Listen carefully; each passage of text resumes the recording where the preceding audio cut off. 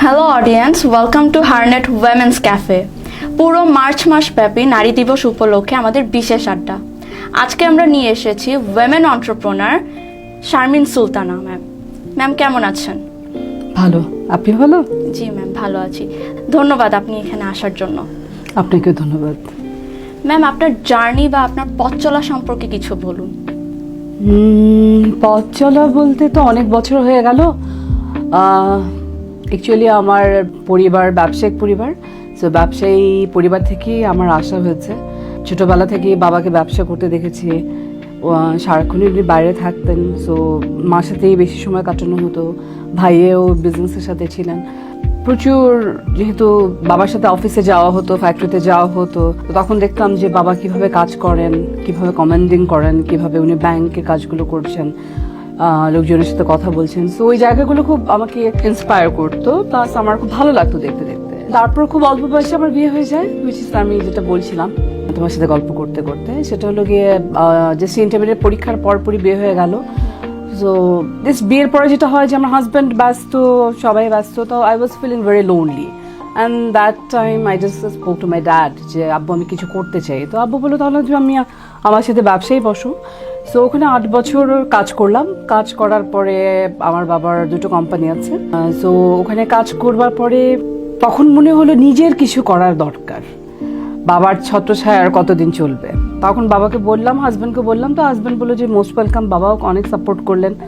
তারপরে আমার যে কোম্পানিটা, এটা অ্যাকচুয়ালি বাংলাদেশের 3rd জিও টেক্সটাইল কোম্পানি। আমার কোম্পানির নাম হলো অর্কিড জিও টেক্সটাইল লিমিটেড। আর বাবার 2টো কোম্পানি আছে। বাবার কোম্পানির নাম হলো মাদার টেক্সটাইল মিলস লিমিটেড। এটা অ্যাকচুয়ালি একটি স্পিনিং মিল। বাংলাদেশের প্রথম 5টা স্পিনিং মিল যখন বাংলাদেশে প্রতিষ্ঠিত হয় তার মধ্যে একটা। আর সেকেন্ড কোম্পানি হলো গিয়ে ইউরেশিয়া ফেল্ট ইন্ডাস্ট্রিজ। আপনারা প্রায় টিভিতে একটা দেখবেন হয়তো, কেননা আমরা অ্যাকচুয়ালি বেডিং আইটেমগুলো করি ওখানে। পিলো, কুশনস, ম্যাট্রেস, কমফোর্টার্স, এগুলো বাইরেও কিছুটা এক্সপোর্ট করা হয়। ওখান থেকে আসলে অভিজ্ঞতা নিয়ে যখন এই পরবর্তীতে নিজের কাজ শুরু করলাম, তখন আসলে বোঝা গেল যে সত্যিকার অর্থে এন্টারপ্রেনার হওয়াটা কত কষ্টের। তখন তো একজন শেল্টার ছিল, বাবা ছিলেন, বাবার সাথে কাজ করেছি, আমার ভাই, আমার ফ্যামিলিতে আমার ভাবি আছেন, সবাই মিলে করা। কিন্তু নিজে যখন এসেছি তখন হাজব্যান্ড এবং আমি নিজে শুরু করলাম, এবং এটা 2015 সাল থেকে শুরু হয়েছে, আজ পর্যন্ত চলছে। এটা সম্পূর্ণভাবে আমরা দেশেই এটা ম্যানুফ্যাকচার করি এবং দেশের কাজেই আমাদের যে প্রোডাক্ট আছে এটা ব্যবহৃত হয়। এটি অ্যাকচুয়ালি নদী শাসনের জন্য ব্যবহার করা হয়। আপনার প্রায়, যদি সহজ বাংলায় আমি বলি, প্রায় দেখবেন টিভিতে বা নিউজে বলা হয় যে জিও ব্যাগ ফেলা হয়েছে, এখানে প্রচুর বন্যা হচ্ছে, বন্যা প্রতিরোধের জন্য প্রচুর জিও টিউব লাগে, জিও শীট লাগে, কিংবা জিও ব্যাগ লাগে। ওই জিও ব্যাগটা অ্যাকচুয়ালি আমাদের কোম্পানিতে ম্যানুফ্যাকচার করা হয়। এবং আমি বাংলাদেশ যেহেতু নদীমাতৃক দেশ, তো নদীমাতৃক দেশে এটা অবশ্যই প্রয়োজনীয় একটি প্রোডাক্ট আমি বলবো। বাংলাদেশের জিও টেক্সটাইলের ফিউচার কি? বাংলাদেশের জিও টেক্সটাইলের ফিউচার, শুনুন, ফিউচার তো আসলে এখন যদি বলি সার্বিকভাবে পুরো বিশ্বে কোনো ফিউচার তো আমি তেমন কিছু দেখতে পাচ্ছি না। কিন্তু তার বলে তো আমরা যারা এন্টারপ্রেনার আছি তারা থেমেও থাকতে পারি না, কিন্তু আমাদের তো কাজ করে যেতে হয়। জিও টেক্সটাইলটা ভালোই ছিল, কিন্তু প্রবলেম হয়ে যাচ্ছে আমাদের এটা যেটা র মেটেরিয়ালটা, এটা টোটালটাই আমদানি নির্ভর। সম্পূর্ণভাবে আমাদেরকে এটা বাইরে থেকে আনতে হয়। 2-1টা কোম্পানি যাও বা ওনারা এটা এখানে করেন, কিন্তু দে ডু মনোপলি বিজনেস, যেটাকে বলে একচেটিয়া ব্যবসা। সো ওই দিক থেকে আসলে বাইরে থেকে আনতে গেলে এখন আমরা বর্তমানে যে সমস্যাটা অ্যাকচুয়ালি পড়ে গেছে, এলসি খুলতে পারছি না, ডলার ক্রাইসিস যাচ্ছে, তার মধ্যে আমাদের তো জ্বালানির বিকট সংকটে আছি। সো আমার ফ্যাক্টরিটা হলো ময়মনসিংহে। সো ওখানে তো প্রায় অন অ্যান এভারেজ 5 থেকে 6 ঘন্টা কারেন্ট চলে যাচ্ছে। সো সেক্ষেত্রে প্রচুর আমাদের ডিজেল কিনতে হচ্ছে। সো ভবিষ্যৎ আপনি যে কোনো ব্যবসায়ী করতে যাবেন, এই দেশে ব্যবসা করাটাই সত্যিকার অর্থে কিছুটা আমাদের বাধার সম্মুখীন হতে হয়। কিন্তু আবার এই দেশকেও আমরা খুব ভালোবাসি, এই দেশে আমাদেরকে থাকতে হবে, এই দেশকেই আমাকে দিতে হবে এবং দেশের কাছ থেকে আমাদেরকে নিতে হবে। সো ওই দিক থেকে অবশ্যই আমি আশাবাদী, জিও টেক্সটাইল কেন, যে কোনো ক্ষেত্রেই ব্যবসা করেই আমাদেরকে এগিয়ে যেতে হবে। কর্মক্ষেত্রে বা নিজের ক্ষেত্রে কখনো নারী ও পুরুষের বৈষম্যের শিকার হয়েছেন? যদি হয়ে থাকেন, কিভাবে হয়েছেন? সত্যিকার অর্থে আমি খুবই ভাগ্যবতী। এটি আসলে খুব একটা হয়নি, আসলে আমার খুব একটা হয়নি। আমার যেহেতু হয়নি সেহেতু আমি কেন বলবো। হ্যাঁ, তবে এটা ঠিক, আমি বিভিন্ন অর্গানাইজেশন, চেম্বার, অ্যাসোসিয়েশন বিভিন্ন জায়গায় আছি। এইসব জায়গায় গেলে যখন আমি সংখ্যায় দেখি আমার ভাইয়ের সংখ্যা হয়তো 8 জন 9 জন আর একজন নারী হয়তো আছে কিংবা 2 জন নারী আছে, সেক্ষেত্রে যেটা হয় নিজের খুব খারাপ লাগে যে সংখ্যা তো সমানও হতে পারে।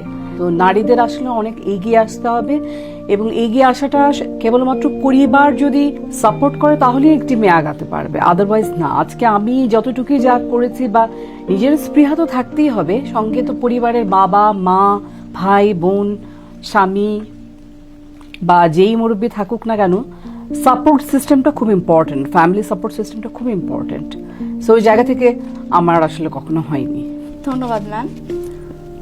জেন্ডার ইকুয়ালিটি বলতে আপনি কি বুঝেন? আমার কাছে gender equality is gender equality.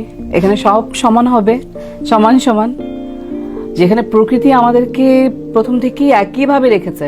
যখন হযরত আদম আলাইহিস সালাম হলেন, আল্লাহই চাইলেন যে আমার আদম আলাইহিস সালাম একলা কেন থাকবেন, তার জন্য ইভকে নিয়ে আসলেন, হাওয়াকে নিয়ে আসলেন। উনি যখন চাইলেন না যে আমরা আলাদা থাকি বা আমাদের মধ্যে কোনো ভেদাভেদ থাকুক, সেক্ষেত্রে gender equality should be equal, এটাই হওয়া উচিত। সুন্দর একটা কথা বলেছেন, ধন্যবাদ। আমাদের সমাজে ডিভোর্সি নারী এবং ডিভোর্সি পুরুষদেরকে ভিন্নভাবে দেখা হয় এবং ভিন্নভাবে ট্রিটও করা হয়, সে সম্পর্কে যদি কিছু বলতেন। ডিভোর্স ব্যাপারটা হয়েছে কি, এটা আসলে একটি negative word, sometime it is a positive word. যদি কনজুগাল লাইফ আপনার সুখে না হয়, দাম্পত্য জীবন সুখে না হয়, তখন তো ডিভোর্স ওয়ার্ডটা আসতেই পারে।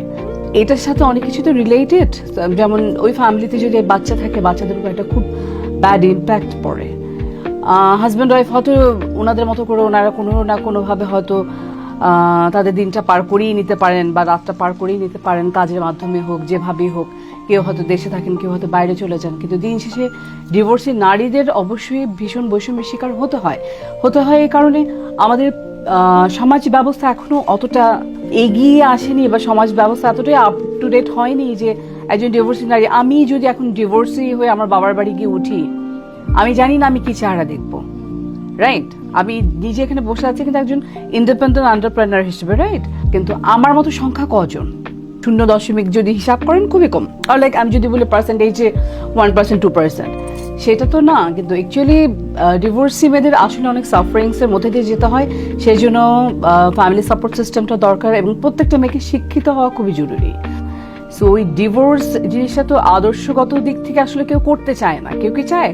সেটা সিচুয়েশনের কারণে হোক বা কোনো কারণে মিস ম্যাচ ম্যারেজ হয়েছে বলেই তো হয়েছে, কিংবা এখন তো তাও যৌতুকের কথা খুব কমই শোনা হয়। ম্যাক্সিমাম ডিভোর্সগুলো তো ওই কারণেই হতো, তো যৌতুকের বিষয়গুলো এখন খুব একটা নেই।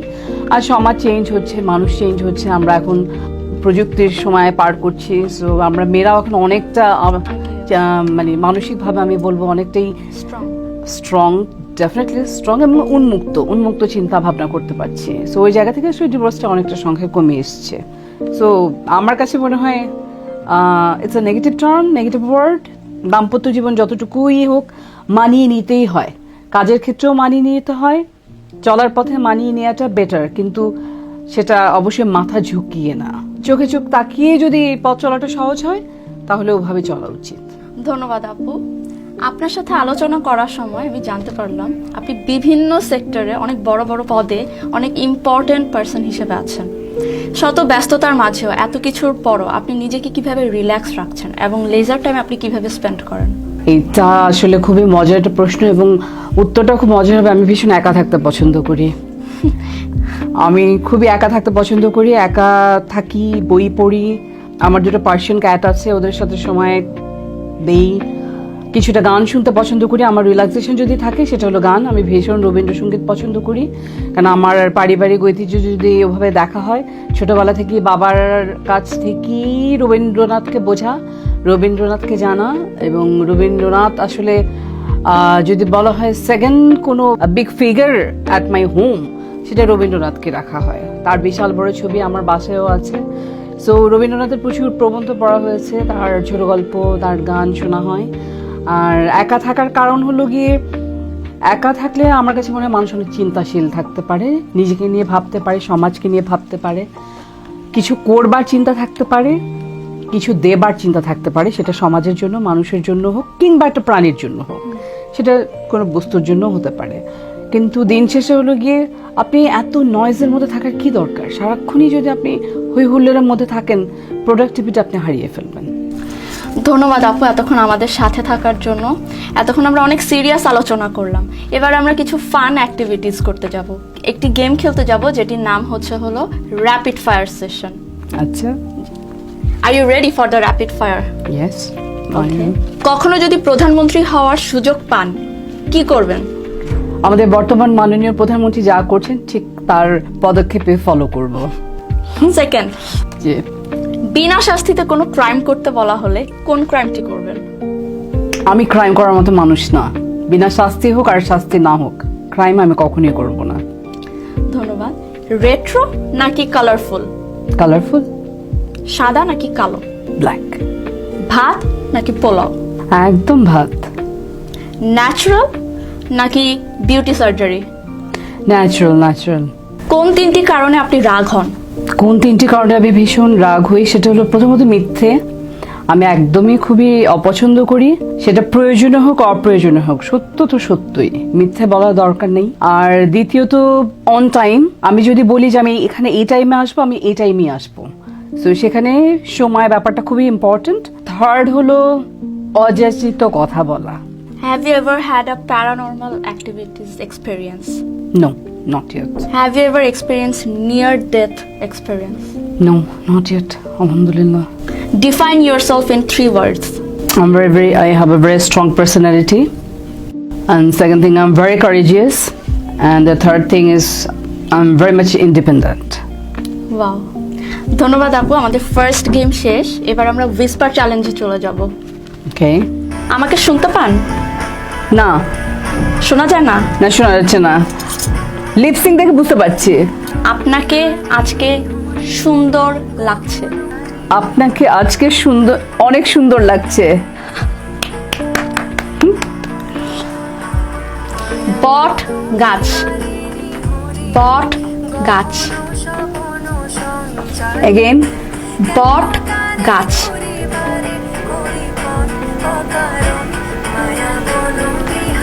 মনের মাঝে তুমি। মনের মাঝে তুমি। মনের মাঝে তুমি। গোলাপি এখন ট্রেনে। Again? গোলাপি এখন ট্রেনে। গোলাপি এখন ট্রেনে। রং ধনুর 7টি রং। বাহ, রং ধনুর 7টি রং। পারবো না। আমি কি খাই? আমি কি খাই? আরেকটা, কোথায় যাও? কোথায় যাও? কোথায় যাও? ধন্যবাদ আপু এতক্ষণ সময় দেওয়ার জন্য আমাদেরকে। I hope you enjoyed our show and games. You most welcome, এবং আমি হার্নেট টিভিকে ধন্যবাদ জানাচ্ছি আমাকে ডাকবার জন্য। স্পেশালি আপনারা যারা টিম ওয়ার্ক করছেন, আপনাদের প্রতি আমার কৃতজ্ঞতা রইল, এবং হার্নেট টিভি সামনের পথে এগিয়ে যাক। আমাদের সকলের দোয়া অবশ্যই হার্নেট টিভি এবং তার কর্তৃপক্ষের জন্য রইল। আমাদের দর্শকদের উদ্দেশ্যে নারী দিবস উপলক্ষে যদি কিছু বলতেন। আমার কাছে নারী দিবস শব্দটাই খুব বিরক্তিকর। নারী দিবস, পুরুষ দিবস বলে কোনো কিছুই নাই। যে কথাটা আমি বলছিলাম যে জেন্ডার ইকুয়ালিটি যে বিষয়টা, এক্স্যাক্টলি ওভাবে যদি নারী দিবসটাকে খুব সুন্দরভাবে তুলে ফেলা যেত ভালো হতো। আর যদি নারী দিবস থাকতেই হয় তাহলে পুরুষ দিবসও থাকতে হবে। প্রত্যেক নারী পুরুষ আমরা সমসমানভাবেই চলবো। যেটা প্রকৃতি বিধাতা আমাদেরকে তৈরি করে দিয়েছে নিয়ম, ঠিক সেভাবে আমাদের চলা উচিত। খুব একটা যে ডিফিকাল্ট তা না, শুধু চিন্তা চেতনা, মন মানসিকতা এবং ফ্যামিলি সাপোর্ট সিস্টেম, এবং স্পেশালি পরিবারের যে মা আছেন সে যদি ওভাবে ব্যালেন্স করে বাবাকে ছেলেকে রাখতে পারেন, তাহলে একজন মেয়েকেও তো ওভাবেই রাখতে পারেন। তাহলে একটা মেয়ের কেন মাইন্ডসেট এভাবে তৈরি হবে যে আমি পিছিয়ে, আমার ভাই সামনে এগিয়ে, যে বাবা মা সমানভাবেই চলছে, ঠিক ওইভাবে করেই কিন্তু দেশ আস্তে আস্তে করে এগিয়ে যাবে। কেন প্রত্যেকটা মানুষকে নিয়েই তো দেশ করা হয়। ধন্যবাদ। ধন্যবাদ আপনাকে। ধন্যবাদ দর্শক এতক্ষণ আমাদের সাথে থাকার জন্য। আমাদের নারী উদ্যোক্তা এবং নারী অডিয়েন্সদের জন্য আমি আজকে একটি কোট উৎসর্গ করতে যাচ্ছি, যেটি হলো, একজন আদর্শ নারী হয়ে ওঠো, হয়ে ওঠো সবার অনুপ্রেরণা। আজকে এই পর্যন্তই, দেখা হবে নেক্সট এপিসোডে নতুন কোনো অতিথিকে নিয়ে। ততদিন পর্যন্ত ভালো থাকবেন, সুস্থ থাকবেন, and keep an eye on Harnet TV.